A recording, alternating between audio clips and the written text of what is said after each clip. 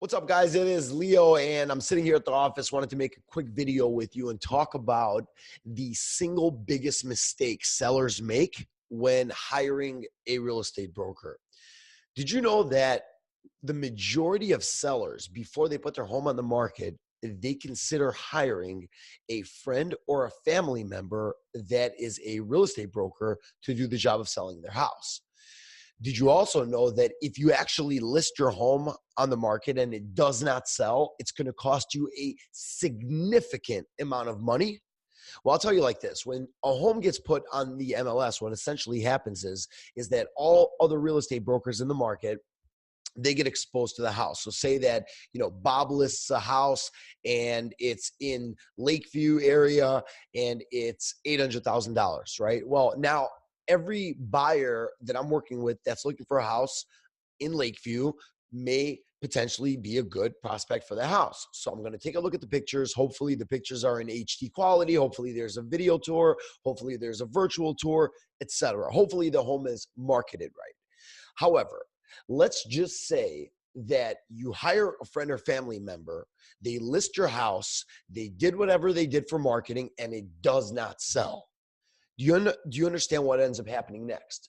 Well, I'll tell you. What ends up happening next is that when you actually hire another agent to sell that house and put it back on the market, what's going to happen is that you're going to have to reduce the price, because when a home gets put on the market and does not sell, it essentially becomes stale. So therefore, if you put your home on the market and it doesn't sell after 6 months, and now you're going to try it again, you're not going to list the house at the same price. That's obvious.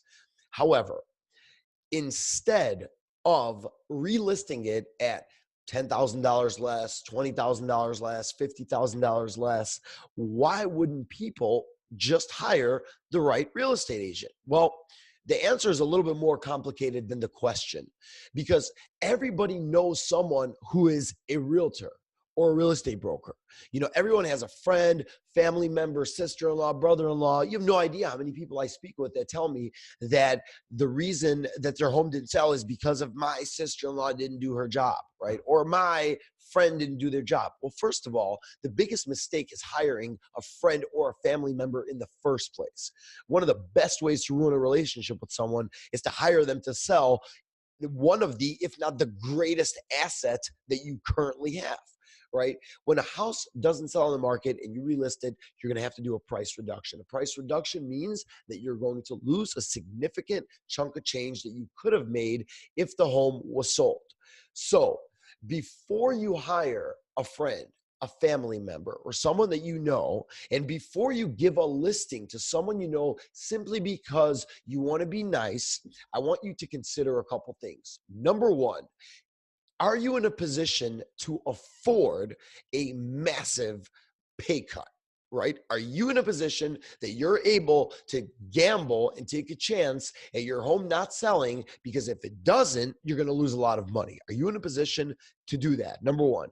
Number two, are you willing to risk your relationship, whether it's with your brother, whether it's your sister, whether it's your whoever, if you feel that they didn't hold up their end of the bargain? You see, as a real estate broker, I have to get the listing, then I have to market the listing, then I have to do the showings, then I have to negotiate contracts, then I have to make sure that everything goes well with appraisal and everything goes right with inspection, then I have to do renegotiating, then I have to make sure that it close. I mean, there's a lot of steps from the time that I sit down with the prospective listing, get the contract signed, until the home is sold. So I want you to understand something, that when you are looking to sell your greatest asset, considering the fact that if it doesn't sell, you're going to lose a lot of money, you need to think about, are you willing to A, take that loss if it doesn't sell, and B, risk the relationship? Because look, all the things that I had just mentioned are things that are absolutely must do in order to sell the house. There's no like not doing it and still being okay. Like if you don't market the property, you're not going to find the right buyer. And if you don't find the right buyer, you're going to give your client, the home seller, less money. And as a broker, your job, my job, our job is a fiduciary responsibility is to do the best thing for our client.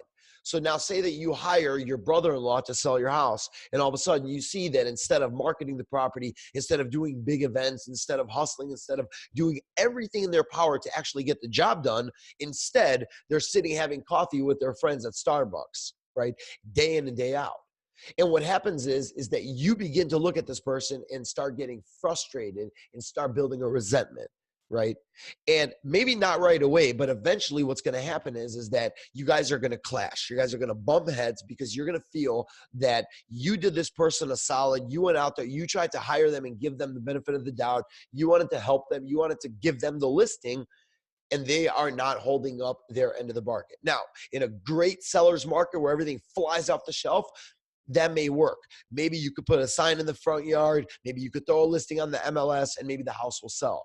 But I'm telling you right now, as of March 22nd, 2019, the market is beginning to do a correction. And a correction means that it's going from complete seller's market, it's becoming more and more into a neutralized market, and then into a buyer's market. And I'm telling you right now that a huge mistake that people make is hiring someone they're friends with simply because they're friends with them. Now, if you have a real estate broker who happens to be an amazing broker, confident, competent, aggressive in marketing, aggressive in negotiating, fine, hire them.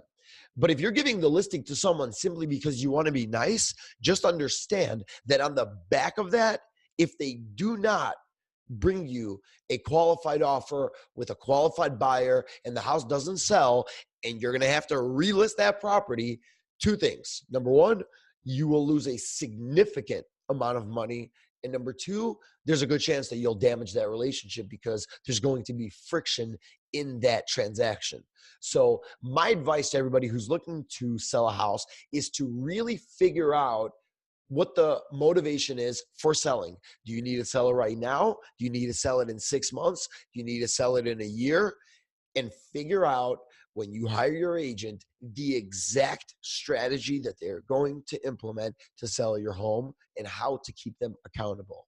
And if you're giving your listing away to a friend or family member, just know that there is a huge risk involved.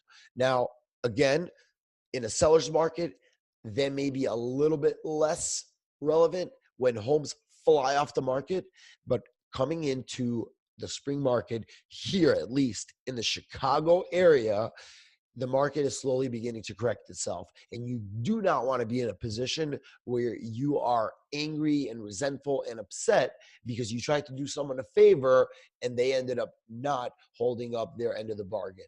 So before you sell a house, make sure you do your due diligence, make sure you do your research, and make sure you interview the right brokers. And I hope you all have an amazing day. I'll talk to you guys later. See ya.